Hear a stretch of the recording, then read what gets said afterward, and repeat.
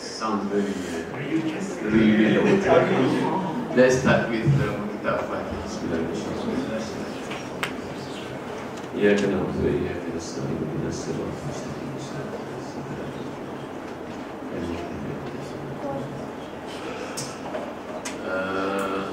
First, of course, we have to thank the host, and the team for agreeing to host this TV talk, and to all brothers and sisters here for coming, of course, to Kampung, all the way from Stanford, US, and sharing his work. And the special topic that we have chosen today is the end of life care, HUKM.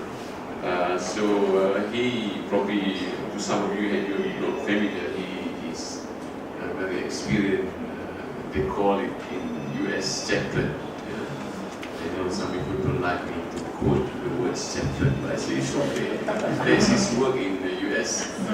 In Malaysia, it's different. He's our brother. So today, alhamdulillah, we have the opportunity to have a discussion. He will say a few words and he will discuss. I think it's very important because this is where Mr. Esa mentioned this morning. Those who are in the seminar, we forgot. We are more concerned about the patient physical aspect,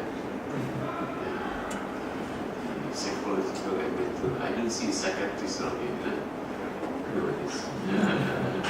here. So we forgot about more important for us Muslim, and especially those, I'm sure we will say that we are a good Muslim. I'm sure every one of us are a Muslim. So is it enough for us to do this so-called very segmental way of treating our patient? I learned so I want to share. So I say we work and share this work with our brothers and sisters. Our brother Dr. Jeffrey here, president of Kampung. And this is my point.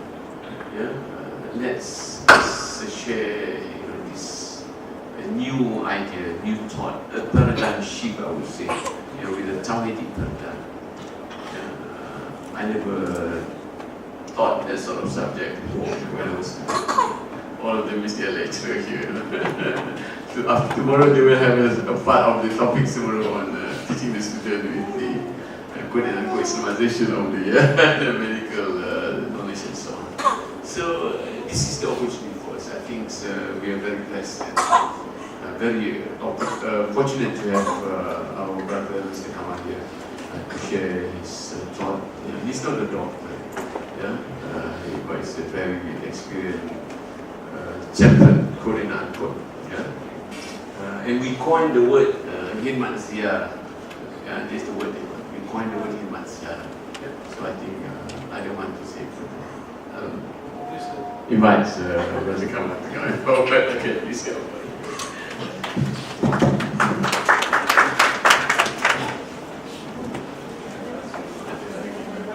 Assalamu alaikum.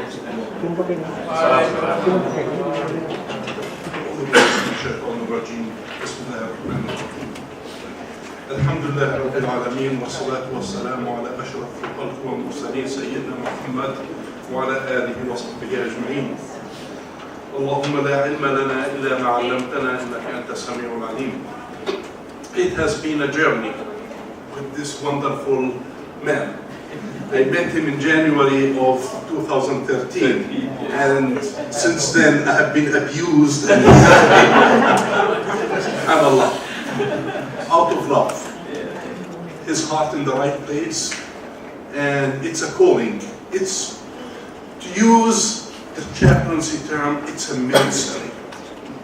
It's not a venture into hospitals to meet with patients.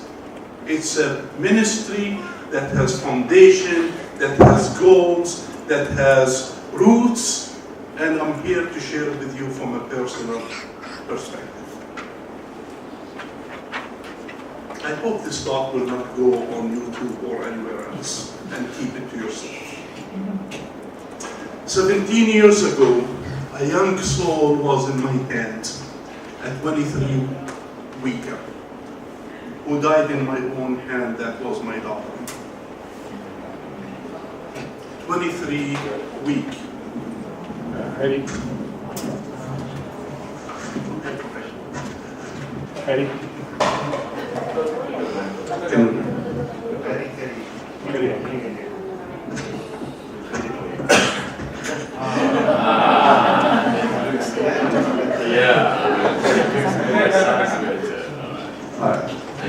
Thank you. My daughter was 23 weeks when she passed, and no one was there for me to support me. No one. It hurts to be on your own and to let go. But that by itself was a paradigm shift for me. Sometimes I get tearful when I think about that. Sometimes I get more motivated to talk about it. Before that, I carried the pain of losing my oldest sister when I was 4 years old, and my family did not share anything about her death, to the point that I developed guilt as a young child and carried that pain for over 4 years, until I was able to know and to process my own grief and to talk to my mother, who finally was able to talk to me. And all of a sudden that load that I carried for 4 years was put to the side, and everything was in my own mind, like the creation of a child that did not know anything. And last summer I confronted the fact that both my parents were palliative care patients. And I was there explaining for my sibling what's going on in the lives of my parents who died 4 weeks apart. So Allah brings you challenges and milestones in your life, and you use them for ways that can inspire and impact the lives of others. I say these things and wonder how many people passed in the hospitals in Malaysia and many of our Muslim countries without having the opportunity to reflect on what goes on in their mind, what's happening in their lives.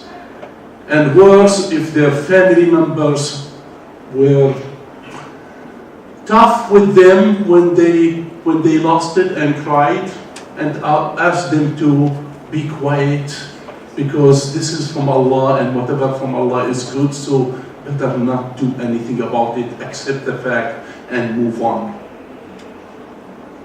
Or the children who were grieving and were told, we grieve only for 3 days, we don't do anything after that, and you better move on with your life as if nothing has happened. And if you're still crying, mourning the loss of that child, a month later, something is wrong with you. That is the paradigm shift that we need to do, is to get in touch with our own humanity, to become humans. God did not create us as the subhumans without feelings. And where do we take that is to the example of the Prophet ﷺ.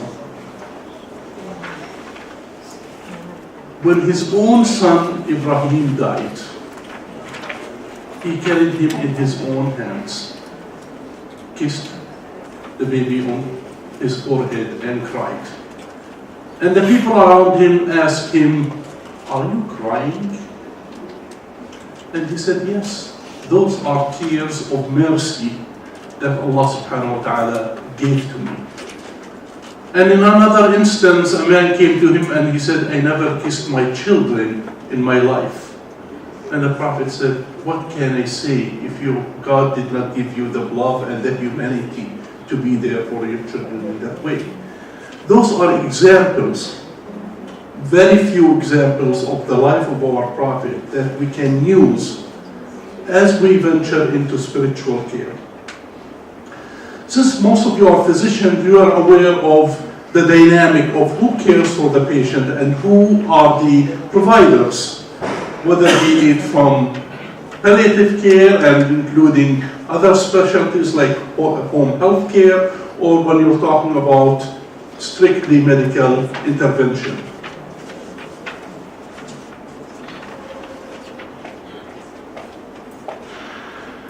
As we process illness, we look at ways that we can connect with our patients and we discuss. Then we look at the process of life itself that no one really ever talked to us about.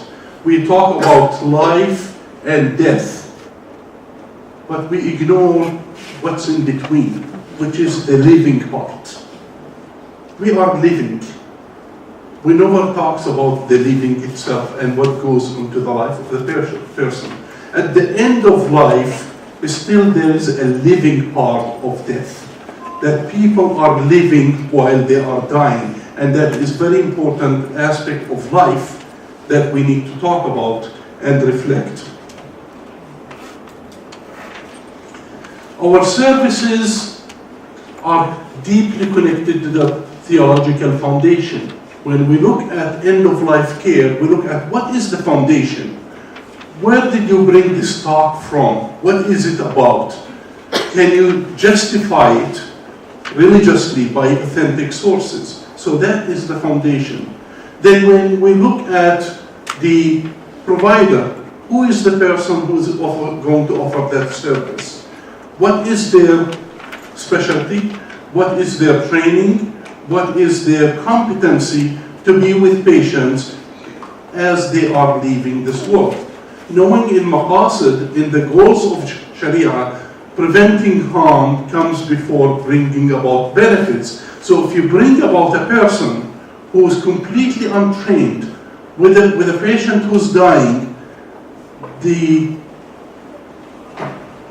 opportunity or the damage that could happen cannot be repaired in the end of life stage. That means we have to be careful about who do we expose our patients to.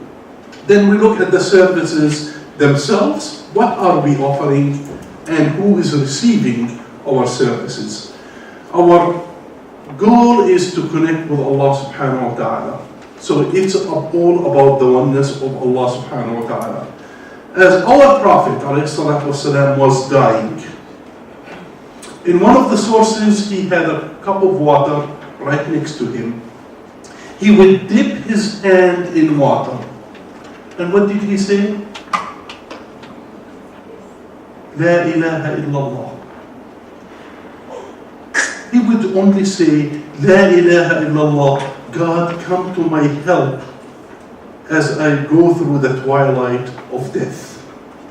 He would say, La ilaha illallah. He did not complete Muhammad Rasulullah. It becomes irrelevant at that point for him, because it's all about the life of the individual and Allah subhanahu wa ta'ala. So our goal at this stage is to connect that individual, the patient, or the family with the path to Allah subhanahu wa ta'ala and get out of the way and let them explore that relationship.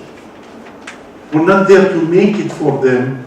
It's like a child and sending them through a pool of water and let them swim on their own, but you're there surrounding them if they need support. And we look at the prophethood, that for ourselves in this life we were unable to see everything that Allah subhanahu wa ta'ala, through the institution of prophethood, we were giving the way. We were giving the example. So we look at the example of the Prophet ﷺ in the aspects of how can we conduct our affairs, including as we are dying. And we look at our relationship, the human-divine experience, our experience with Allah subhanahu wa ta'ala at the end of life. And that's when we look at what do we need to do. As our Prophet was dying, he went on to Hajj.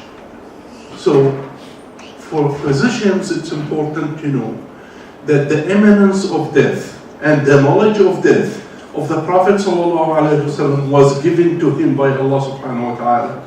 he was told that he will die. Maybe we did not know the time or the ajal that is reserved